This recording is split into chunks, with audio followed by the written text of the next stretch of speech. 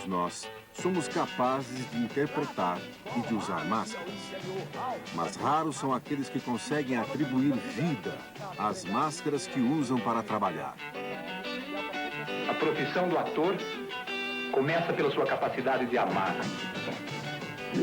Pela capacidade de se colocar no lugar de um outro ser humano para viver uma vida que não nos pertence. Pela capacidade de compreender esse ser humano, de justificar os seus erros, de perdoar os seus crimes e até mesmo de amá-lo. No meu sonho segurar essa mulher fantasia.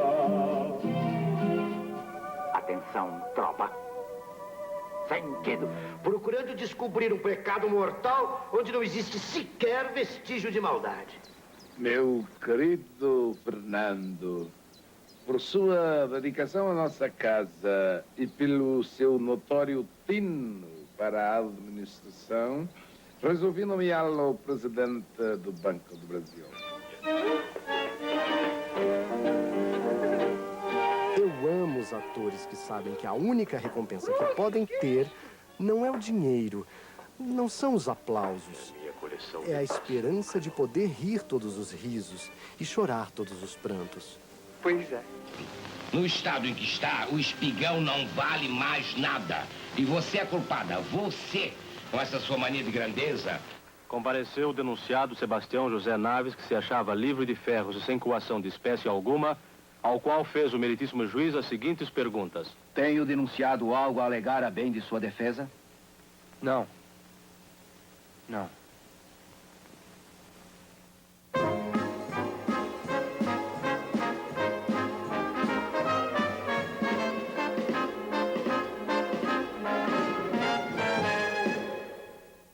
O teatro é a única arte que se faz e se refaz a cada apresentação. O público chega, as luzes se apagam e aí o ator entra em cena. A mágica mais uma vez se instala. Como é que se explica esse fascínio que há tantos séculos encanta as pessoas? O que se esconde por trás da máscara? Talento, técnica ou uma dádiva dos deuses? Para conversar sobre essa profissão cujo brilho se costuma comparar com o das estrelas, aqui estão alguns profissionais do palco. Diretor de mais de 90 peças, renovador da linguagem de TV nos programas de ficção, nos últimos anos, rendendo-se também àquele fascínio da profissão, tornou-se um ator. Ele é Antônio Abujanra.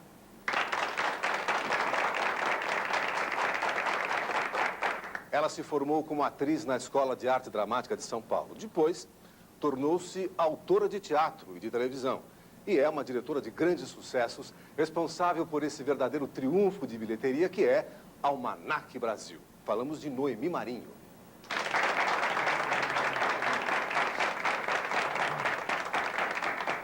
Ator formado na prática dos palcos, ele também se tornou diretor, autor e redator de televisão, colocando a sua veia cômica a serviço da ampliação de audiência de programas como o Sai de Baixo. O nome dele é Elias Andreato.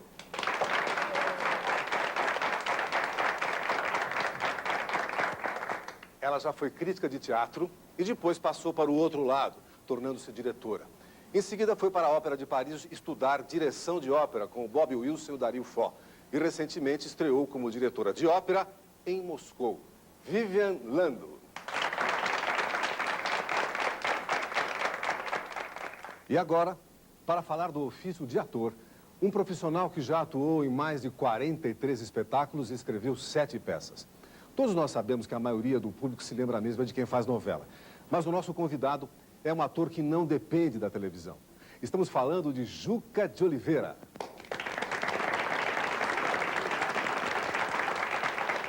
Juca, nessa primeira rodada de perguntas, nós vamos abordar o processo de profissionalização do ator. Então, eu aproveito para perguntar como é que foi que aquele menino lá de São Roque, do interior do estado de São Paulo, teve um dia a ideia de se tornar ator.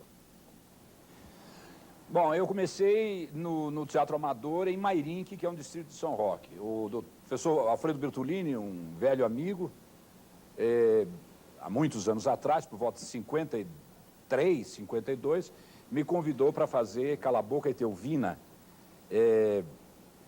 e fizemos uma peça lá na cidade, foi um enorme sucesso. E mais tarde, uns meses depois, nós fizemos uma outra peça que era A Saudade do Paulo Magalhães, com o grupo Talma, de Mairinque.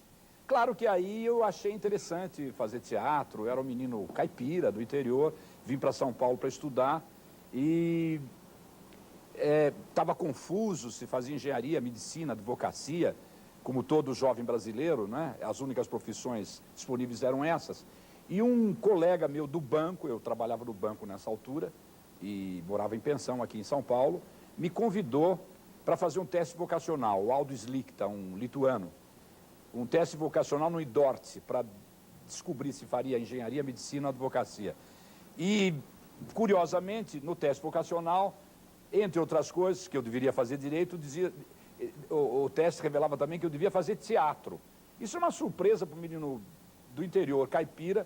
Como fazer teatro? Fazer teatro, para mim, era uma brincadeira, era alguma coisa de diletante, não uma coisa séria.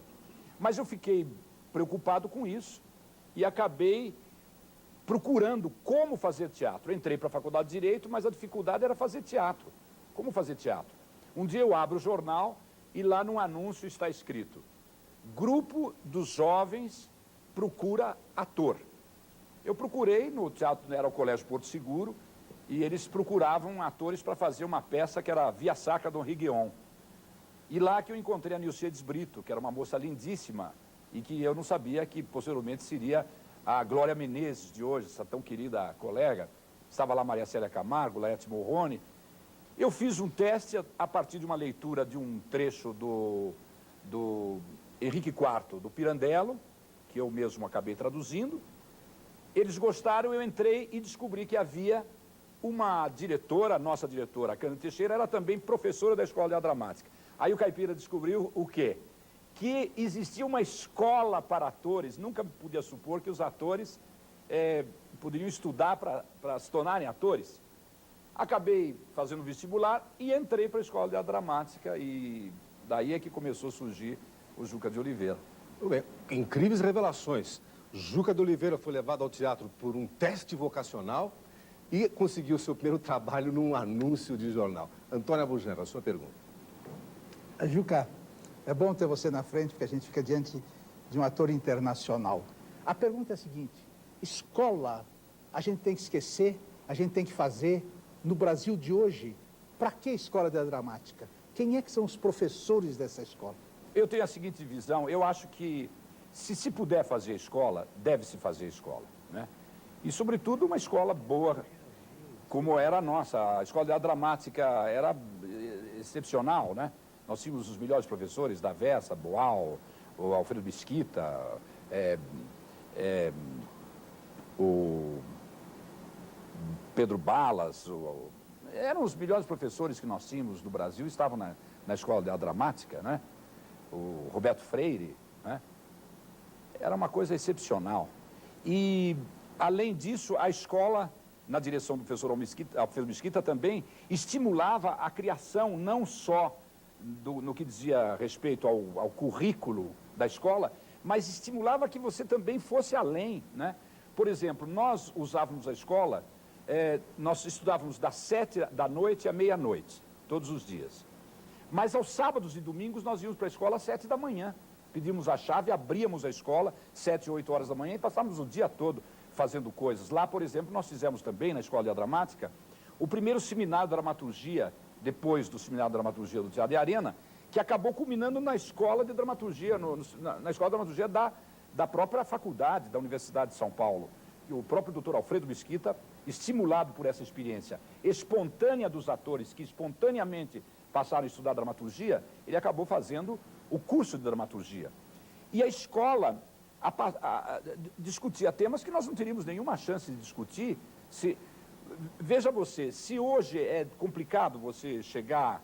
Imagina naquela época pessoas do interior que tinham dificuldade até no relacionamento pessoal com um grupo de pessoas que habitavam um mundo um pouco mais intelectualizado, que já tinham ido para a Europa. Como que essas pessoas poderiam chegar a se tornar atores se não tivesse a ajuda? No meu caso específico, foi absolutamente fundamental a escola. Se eu não tivesse a escola, eu jamais teria me tornado ator.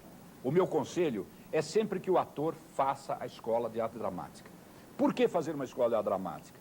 Porque se ele se lançar a uma experiência a mais atraente que é a da televisão hoje, como que esse jovem pode se tornar um ator de televisão? Primeiro, ele terá que fazer uma tentativa desesperada de ser chamado por alguém de um dos canais de televisão para ele se submeter a um específico teste, para ele ser conduzido, às vezes, a uma figuração ou a um papel insignificante numa novela, e onde ele terá uma dificuldade extrema de exercitar os seus meios expressivos e também de se mostrar como ator. Ao passo que a escola de arte dramática vai exercitá-lo em todas as disciplinas que acabam tornando um ator maleável.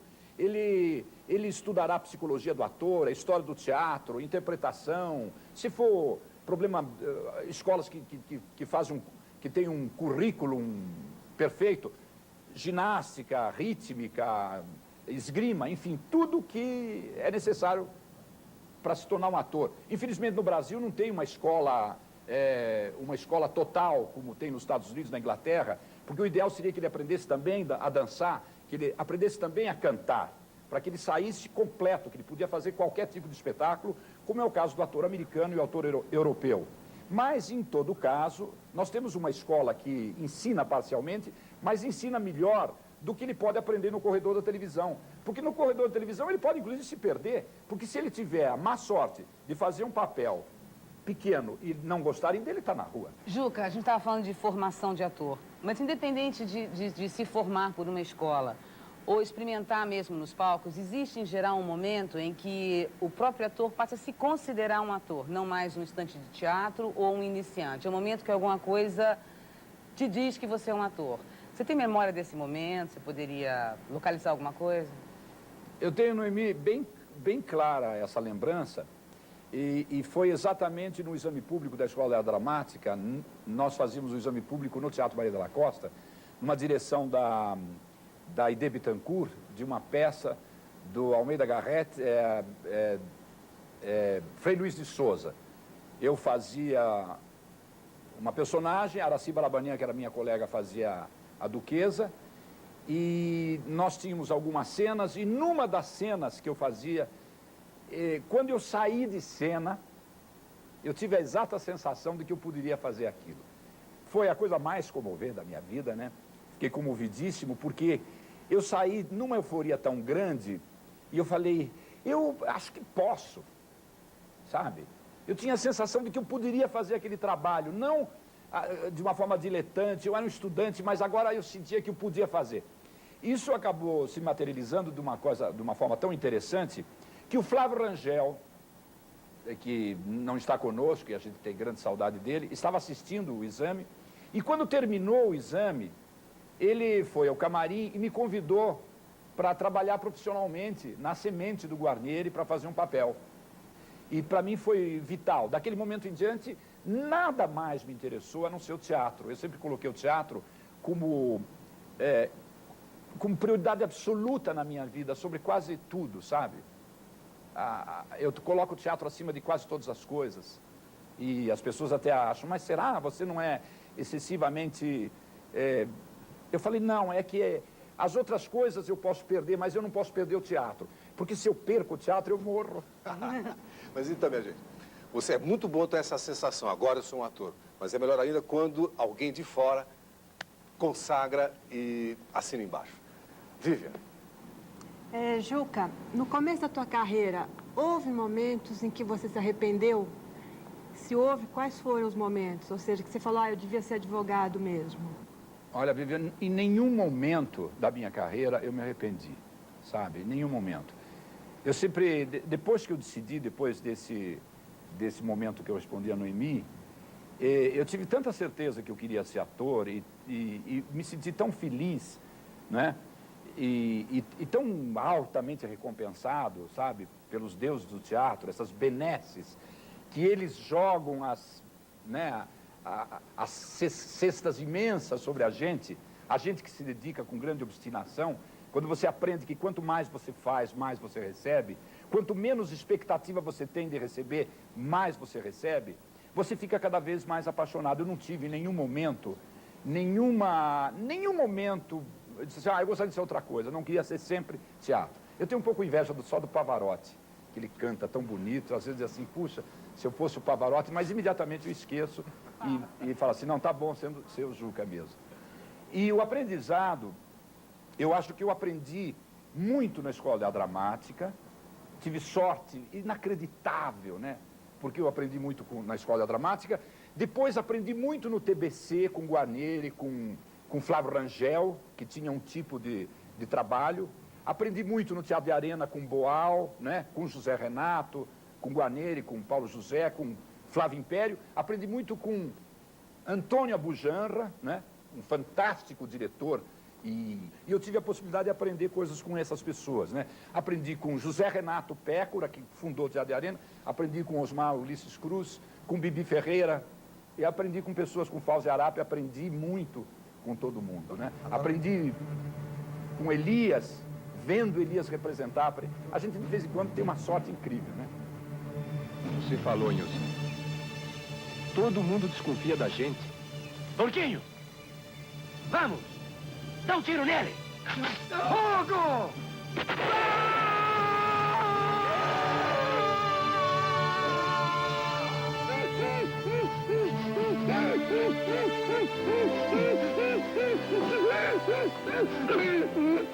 Tudo que eu disse foi de medo e pancada, seu juiz. Apanhei até não poder mais para sortar as mentiras desse processo. Me davam purgante, me amarravam, me surravam tanto que depois não podia mais. Meu corpo ficou que era só sangue. E até a mãe apanhou. Deixaram ela nua, seu juiz. Aguentei 38 dias. Aí tive que falar mentira. Qualquer um falava daquele jeito. Juro por Deus e pela vida dos meus filhos. Eu sou inocente. Você está pensando em se tornar ator? Pois fique sabendo que existem coisas comuns em qualquer ofício e que dificilmente você vai encontrar na profissão de ator. Por exemplo, concurso público. Ninguém vira ator por concurso público, direito a férias ou então direito a falta justificada. Ou, tirando o caso do Juca, você encontrar um emprego, procurar emprego no anúncio de jornal. Na próxima rodada de perguntas, nós vamos ficar sabendo sobre as condições concretas da profissão de ator.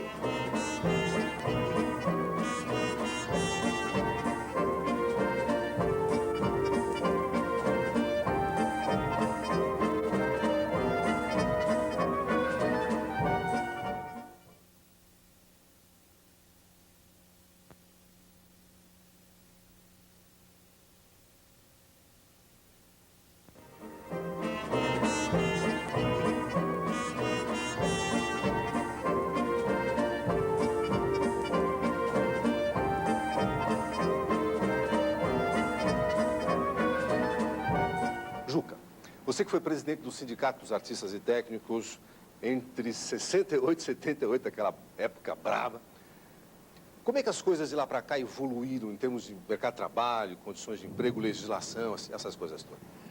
Bom, o que modificou fundamentalmente foi o fato de que a televisão acabou se tornando um mercado de trabalho muito importante, né? Até 64, por exemplo, a televisão não existia como mercado de trabalho para os atores faziam mais teatro do que televisão, e se recusavam mesmo a fazer televisão, e achavam até até desrespeitoso ir para a televisão, achavam um trabalho indigno ir para a televisão.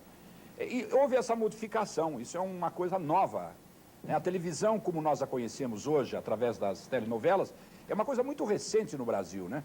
É uma coisa que, aliás, só existe no Brasil, né? Em nenhum país do mundo existe a televisão como nós temos no Brasil.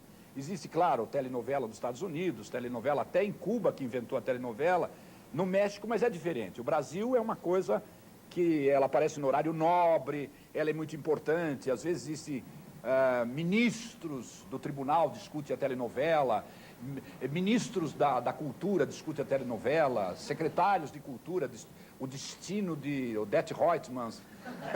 Todas as pessoas discutem a televisão e a telenovela como se fosse a coisa mais importante do mundo, né? Em termos profissionais, os direitos que nós tínhamos, eles continuam assegurados. É claro que há a pressão das redes de televisão para nem sempre cumprir os horários de trabalho, as obrigações trabalhistas do que diz respeito a todas as obrigações. Isso acontece. Mas a gente está permanentemente brigando para que não só a gente assegure aquilo que a gente conquistou no passado, mas avance mais um pouco. Jucá, uma das coisas que mais me incomoda na profissão é que, de repente, você vê um diretor de talento, um ator de talento, fazer uma peça, fracassar e eles largam a profissão. Faz uma segunda peça, eles fracassam e largam a profissão. E muita gente talentosa, que administrar a profissão é muito difícil. Para mim, o sucesso e o fracasso são absolutamente iguais. Os dois são impostores. Eu queria ver como é que você vê, como ator de uma certa forma vitorioso, esta postura do fracasso e do sucesso na nossa profissão. Eu tenho essa visão exatamente igual à sua. Aliás, eu vou dizer uma coisa para você horrível. Eu acho, quando eu tenho um insucesso, eu não gosto muito de falar a palavra fracasso. Quando eu tenho insucesso, o insucesso é muito bem-vindo. O avanço que você dá quando você cai. Aí é que você aprende. Eu aprendi coisas fantásticas na minha vida profissional com os grandes fracassos que eu tive. É preciso que os jovens percebam, optou pela profissão, vai ter fracasso, mas continue, pô.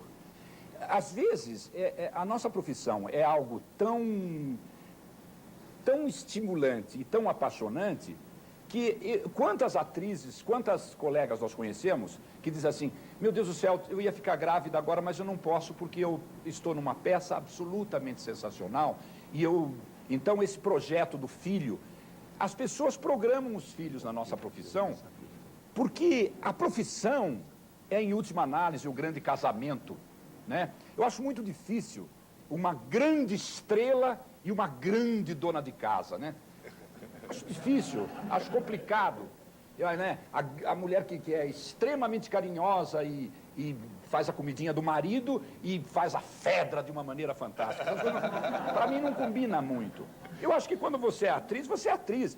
Eu acho o seguinte, quando você opta, o teatro é prioritário na sua vida. A família vem depois, os filhos vêm depois, a mulher vem depois, tudo vem depois. Claro que você tem que estar no teatro a essa hora. Não, mas aconteceu o seguinte, é o aniversário. Que aniversário? Nós não temos aniversário, nós não temos...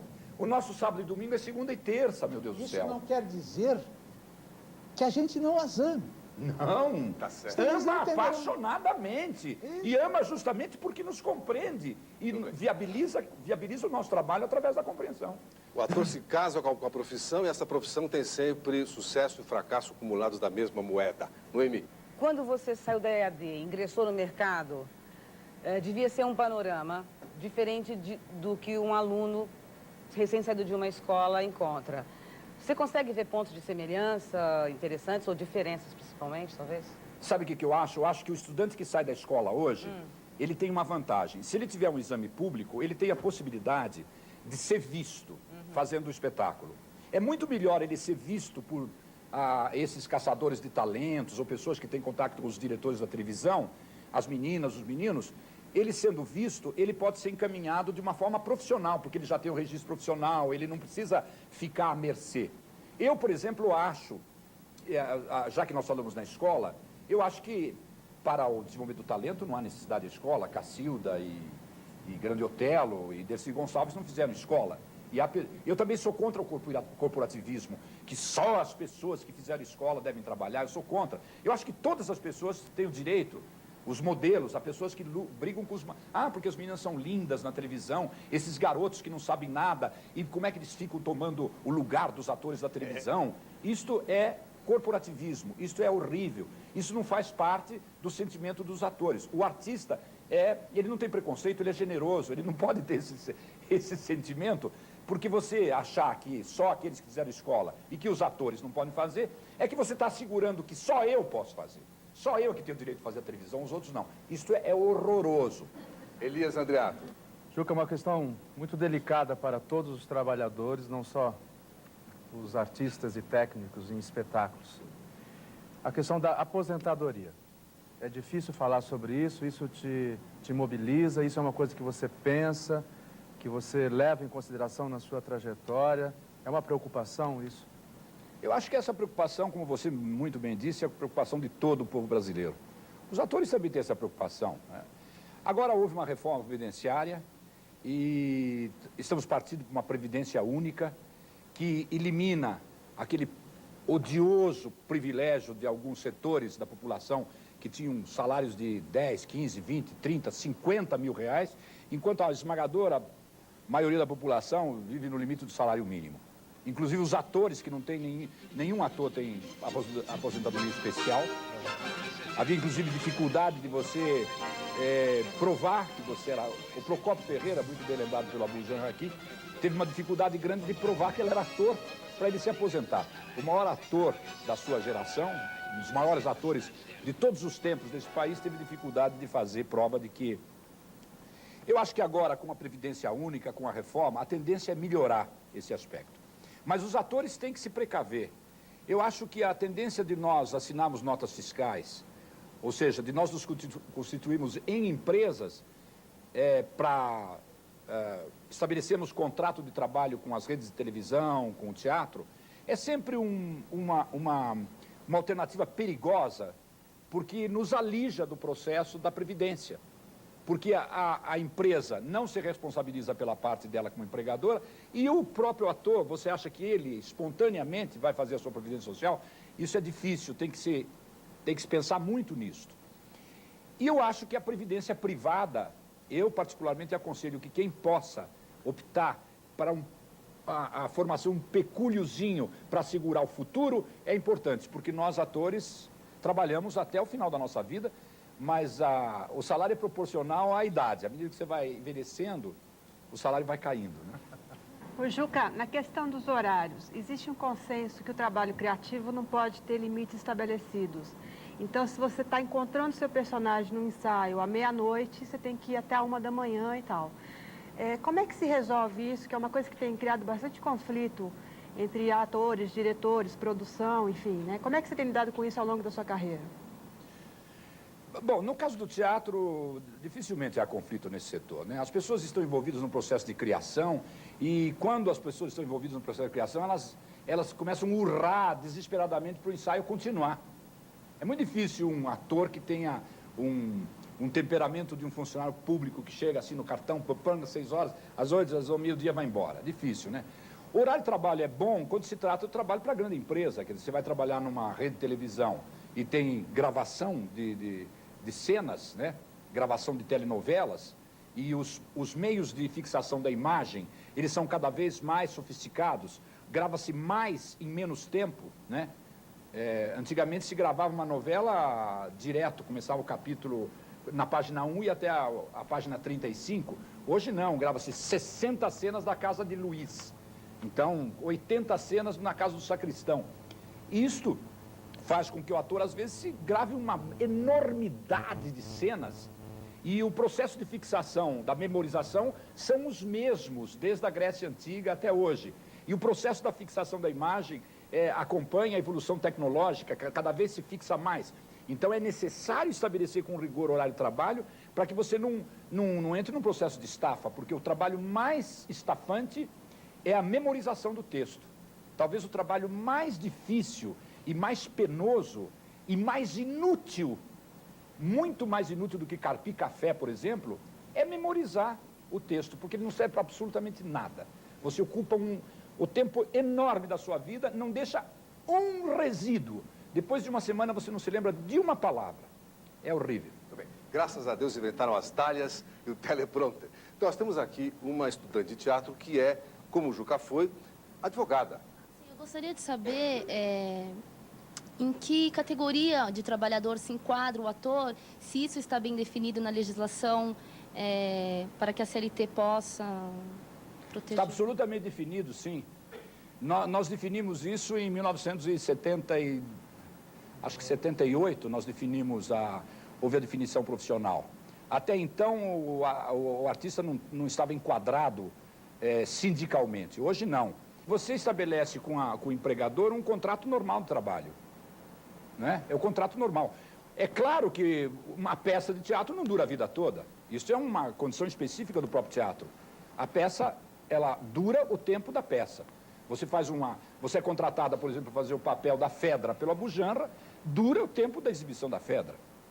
Durante esse tempo você tem salário, você tem férias proporcionais, 13º profissional e fundo de garantia recolhido pela empresa. Terminado o seu trabalho, você se socorre de todos, acho que até do desemprego você pode se socorrer.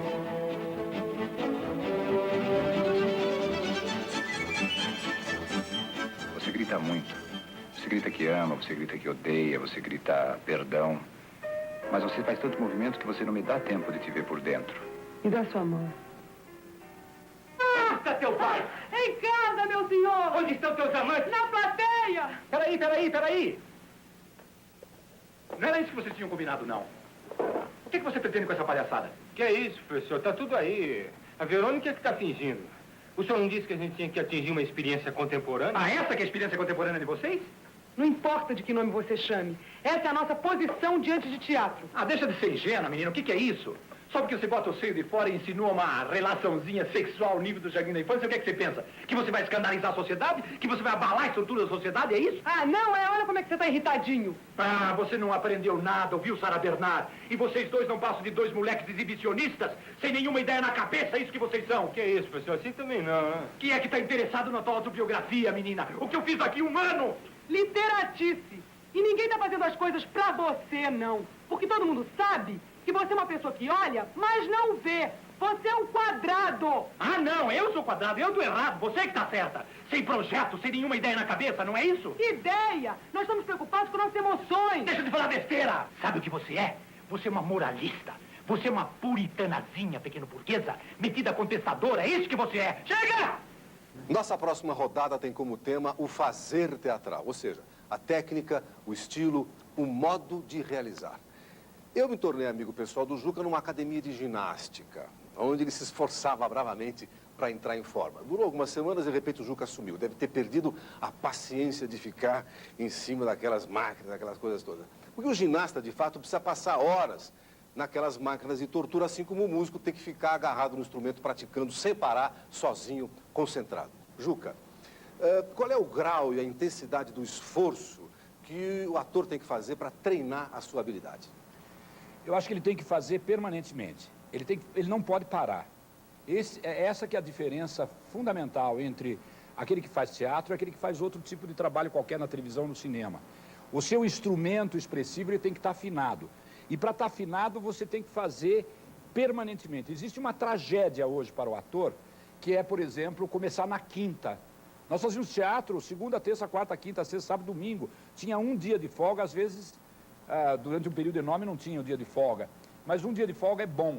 Mas 3 dias de folga desafina. É como o pistonista que deixa de fazer 3 dias o piston, ou dedilhar o piano 3 dias o pianista. Isso é terrível, é horrível. Você tem que fazer diariamente e você tem que estar com condições físicas boas, tem que fazer esteira, tem que correr um pouco, andar, fazer exercício aeróbico, para você estar com condições físicas limites. Há peças que exigem um treinamento, quer dizer, proporcionalmente, quase que olímpico.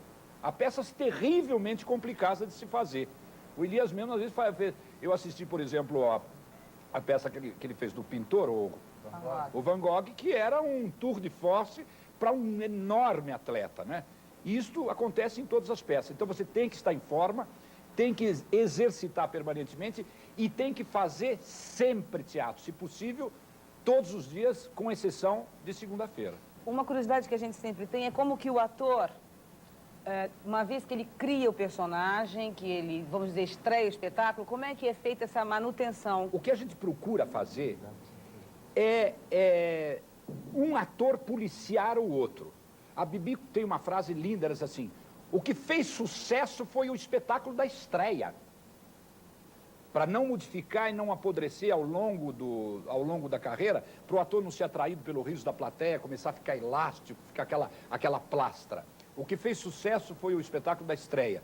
Então a gente trabalha muito no sentido de toda...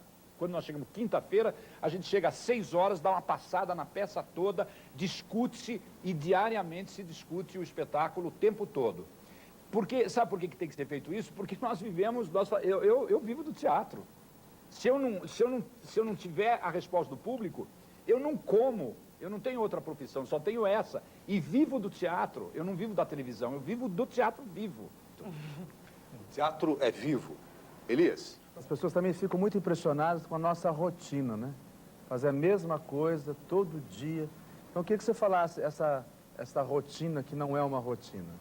Eu acho que não há rotina, nenhuma rotina. É que o problema é o seguinte, as pessoas entendem por improvisação a mudança de uma palavra pela outra. Isso que se faz na televisão. Na televisão, como nós nunca sabemos de cor, ninguém sabe de cor, nunca, não há possibilidade, porque você decora às vezes 240 páginas numa semana, são 3 peças, não dá para você saber de cor. Como você não sabe de cor, você sabendo mais ou menos, você substitui uma palavra pela outra. Está escrito assim, daqui a 10 minutos lá fora. Você fala assim, ó, te espero daqui, ó, vou te ir lá. Não se esquece que daqui a 10 minutos. Em 10 minutos, hein? Qualquer coisa serve. Então você substitui qualquer coisa e você nunca sabe bem. Fica bom porque tem a adrenalina de você esquecer, as pessoas acham que está maravilhoso. Por isso que quando você repete muito, vai piorando, piorando, piorando, né? Porque tem que ser de primeira. O teatro não, o teatro você sabe porque introjetou, é um sexto sentido, você recita sem pensar. Mas ele é totalmente improvisado todos os dias. O que é improvisado? As atmosferas, os climas. É a improvisação realmente importante. E não a improvisação boba de substituir uma palavra pela outra, que não é improvisação de nada. Juca, pegando isso, uma coisa que me impressionava em Moscou é o teatro de repertório, ou seja, cada dia um espetáculo diferente, com o mesmo elenco, que sabia todas as falas de cor de todos os espetáculos. A gente teve isso aqui, né, nos bons tempos.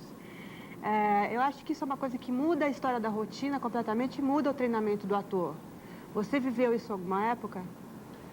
Não. Bom, a gente fizemos teatro de repertório no TBC, por exemplo, mas nunca um dia outra peça, eu nunca fiz no Arena. Mas muito pouco tempo.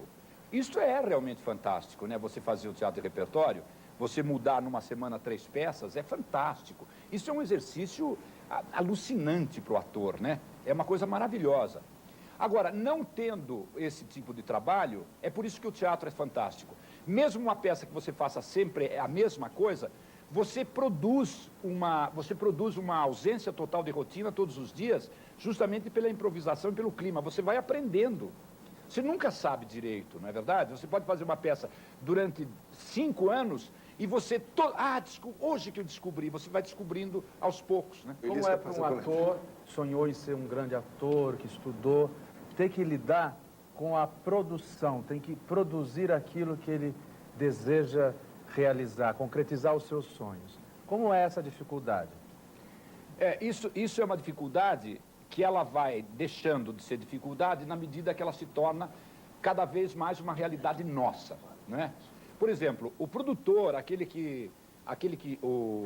o Sandro Polonio, o Joe Cantor, essas personagens fantásticas que apanhavam a peça, contratavam o diretor, contratavam o teatro, contratavam os atores e pagavam os salários e assumiam a responsabilidade, desapareceram. Não há um produtor hoje que se aventure a isto.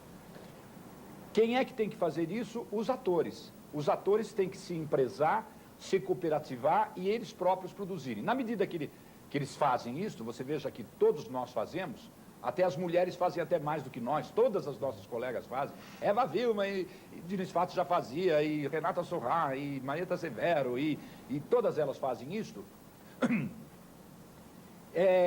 À medida que nós vamos fazendo, isso vai se tornando uma rotina e natural. E a gente começa a aprender também a reservar uma responsabilidade executiva na pessoa do administrador e produtor executivo, para que ele não lhe traga problemas, você vai criando um profissional para fazer isso, e que deixe você na área de criação do espetáculo. Antigamente, o que acontecia? Não existia televisão como alternativa, existia apenas o teatro. As pessoas viviam exclusivamente de teatro.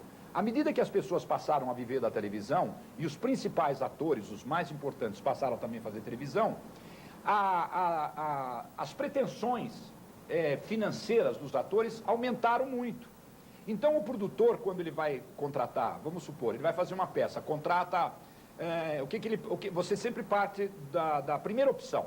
Eu gostaria de quem? Gostaria de Fernanda Montenegro, gostaria de Antônio Fagundes, gostaria de Débora Bloch e de Cláudia Raia.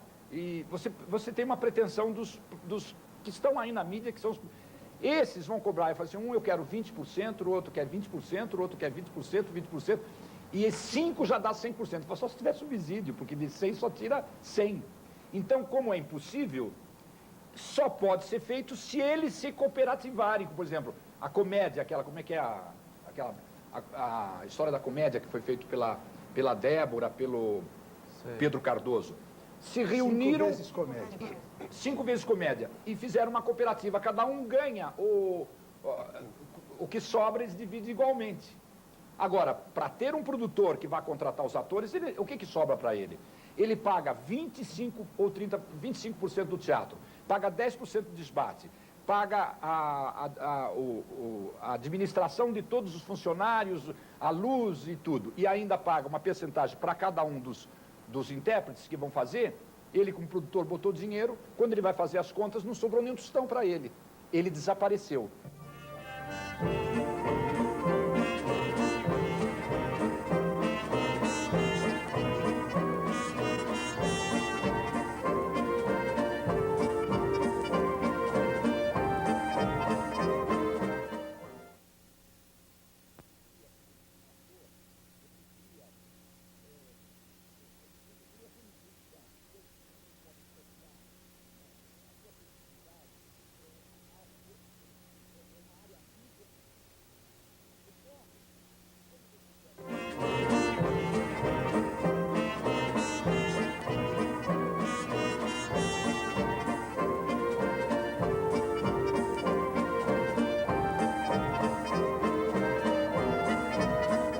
Sempre se fala da necessidade, da importância da técnica. Eu nunca soube explicar isso para ninguém, nem para mim mesmo.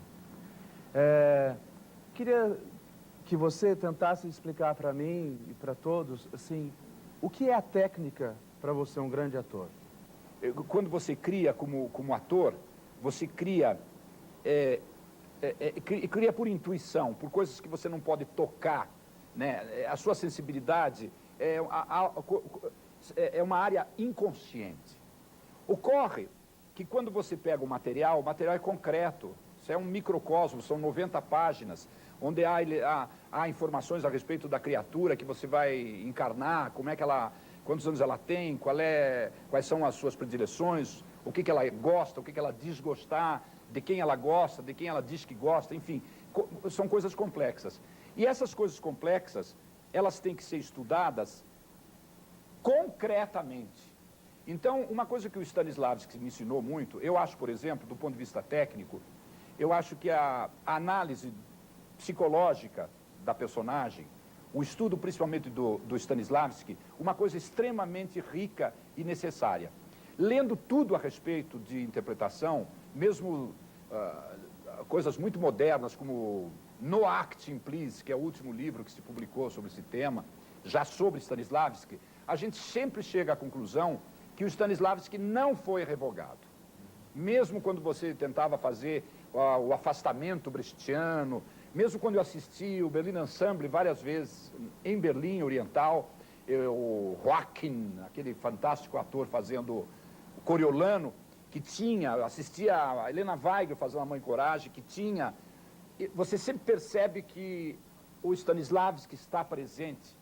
Quer dizer, a psicologia aplicada à mentira de você realizar sobre o palco, ela está presente. Esta ilusão eu acho rigorosamente necessária sempre.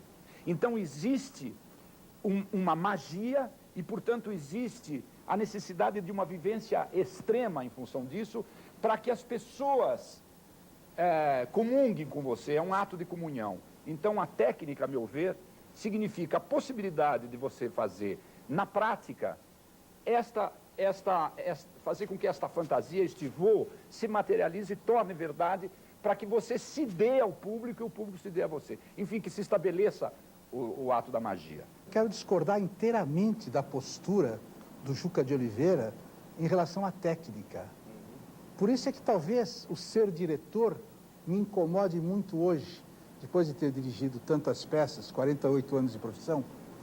Tudo o que o Juca fala, por isso é que o teatro tem esta coisa infinita de discussão, é uma baleia, cabe todo mundo dentro dele, cabe o que você quiser dentro do teatro. O Amir Haddad acha que todos podem ser atores, faz um teatro de rua excepcional, mas nós estamos no final do século, nós estamos entrando num outro. O ator que me diz, por exemplo assim, meu Deus do céu, em 2000 anos o teatro foi aristotélico em relação às suas emoções. Há 2000 anos que o carisma, que a catarse aristotélica existe. E claro que o Stanislavski foi o gênio que pegou isso e transformou numa postura de interpretação raríssima no Teatro de Arte de Moscou, que fará 100 anos. Agora, vem um autor e um diretor de teatro que coloca em questão esses 2000 anos, que é o Bertolt Brecht. E a minha geração de direção é nitidamente, quer a gente queira ou não, aos 66 anos de idade, você tem que dizer que teve suas influências. Por mais que eu quisesse fugir das influências, eu tenho as minhas influências. E Bertolt Brecht foi a grande influência do teatro, como Fernando Pessoa foi na poesia, como Sartre foi na filosofia da época. E o Brecht tem umas coisas absolutamente perfeitas, exatas, sobre técnica do ator. Eu estive no Berliner Ensemble, eu vi o Berliner, eu vi as discussões dos diretores brechtianos com os atores. Claro que o Brecht, inclusive, tem um artigo sobre o que se pode aprender do teatro de Stanislavski.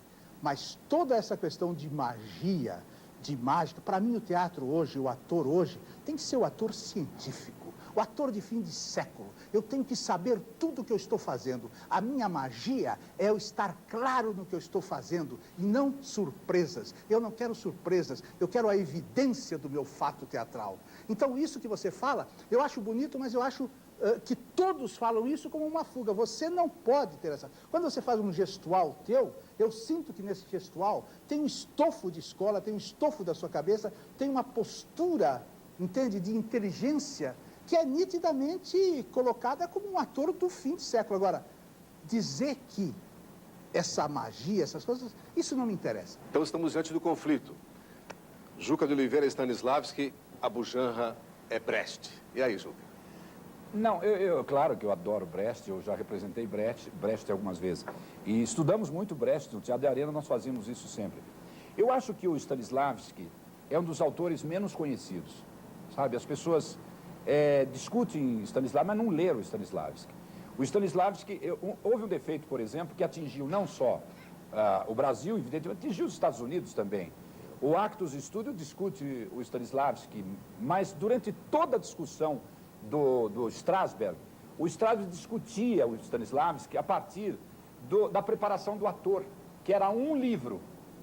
E esse livro que foi publicado e que foi para os Estados Unidos antes da guerra, teve obstaculizada a impressão do segundo livro, que é Construindo a Personagem, Building a Character, que foi atrasada há mais ou menos 30 anos. E 30 anos não se discutiu. O maneirismo do Actos Studio, aquele excessivo trabalho sobre o interior, se deveu ao fato de que os Estados Unidos conheciam apenas um livro do Stanislavski, que era o livro do trabalho interno. E não se discutiu nada sobre isso que você fala, do caráter científico, do gesto, que é a preparação do ator, que é a construção da personagem física, e que no Brecht está contido. Esse que é o problema. E, além disso, outros livros. O Brecht, o Stanislavski é altamente abrangente. Eu acho que o que mais é vilipendiado no mundo, e principalmente no Brasil, é o Stanislavski, e é também o autor menos conhecido, menos lido e menos discutido. Como é que você diz isso, Juca? Ninguém conhece nem a orelha de livro do Brecht no Brasil. O Stanislavski, todo mundo diz, Celso fez, todo esse trabalho do Lee Strasberg, toda essa questão, James Dean, Marlon Brando, Paul Newman, todo esse grupo de atores fantásticos, maravilhosos, com esta postura da emoção interior, da memória, como é que chama? Memória afetiva. Memória emotiva. Então, o que acontece? O que acontece, Juca? Chega o Brecht e diz assim, no teatro realista do Stanislavski, o ator vive a emoção. No teatro épico do Brecht, o ator critica a emoção. Aqui ele vive, aqui ele critica. Aqui ele tem uma postura de vivência, aqui ele tem uma postura de... Então, a coisa social do Brecht aparece. Claro que ele sai dos Estados Unidos, agredido pelo macartismo, chega lá e diz assim, todo mundo fazendo aquelas luzes vermelhas, azul, vermelho, diz assim, a luz tem que ser branca em teatro. Uma postura radical de um autor maravilhoso. Então, que isso deve ser discutido. E é infinita a discussão. Claro que você pega um ator stanislavskiano como Marlon Brando, ele é gênio, entendeu? Você pega um Eckhard Scholl fazendo Arturo Ui, você pega um Galileu Galileu do Ernst Busch, então você vê, quer dizer, é muita coisa que o Brasil não sabe. O Brasil recebe as coisas muito tarde. Tudo vem muito tarde para o Brasil. Sabe, Tadeusz Kantor veio tarde, Zaydan ninguém sabe quem é, entende? Esses diretores, Grotowski, que as pessoas só leram por um teatro pobre, acham que dá para fazer teatro pobre, quando um cenário do Grotowski custa $600 mil. É uma coisa que não dá para discutir. Então, o Brasil tem que começar e dizer o seguinte, olha, nós não vamos levar 300 anos para fazer a bosta da Comédie Française. Vamos inventar um outro teatro. Tem que inventar. O poder cultural no Brasil... Suassuna. Ariano Suassuna pega a flauta e escreve uma história maravilhosa. O poder cultural no Brasil tem que pegar e dizer o seguinte, minha gente, vamos arriscar, vamos bancar, sabe o quê? Picasso. Primeiro acho, depois eu procuro. Se começar a procurar muito, ninguém vai fazer nada. Creio que nós conseguimos desenhar um panorama razoavelmente amplo da profissão do ator.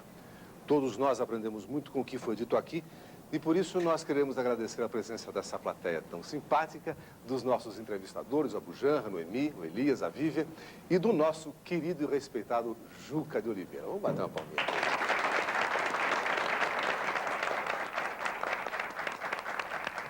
Pensando naquela pessoa que tem a intenção de se tornar um ator, você tem ainda alguma coisa a acrescentar? Qual é o teu último recado para essa pessoa?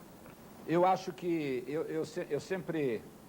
que nós discutimos o teatro, sempre tem aquela pergunta, escuta, mas dá dinheiro? Quando fiz a peça, tinha uma menina que trabalhava comigo e a mãe sempre ficava muito preocupada. Um dia nós íamos descendo a serra, íamos fazer um espetáculo em Santos e ela estava no meu carro e a mãe disse assim, Juca, ela está tão querendo fazer teatro, ela está gostando de fazer, você acha bom fazer o teatro? Sinceramente, diga, é bom? Disse assim, mas bom, não estou entendendo. Você diz, dá dinheiro? Ela falou assim, isso, dá dinheiro? Eu falei, não dá dinheiro. Para ficar rico, a pessoa tiver a pretensão, eu quero fazer uma carreira para eu ficar milionário, rico, o teatro não é um bom caminho, né? O teatro lhe dá dignidade, lhe dá uma satisfação enorme de você, através do seu trabalho, você poder melhorar um pouco a sociedade, torná-la um pouco mais afetiva, menos intolerante, né?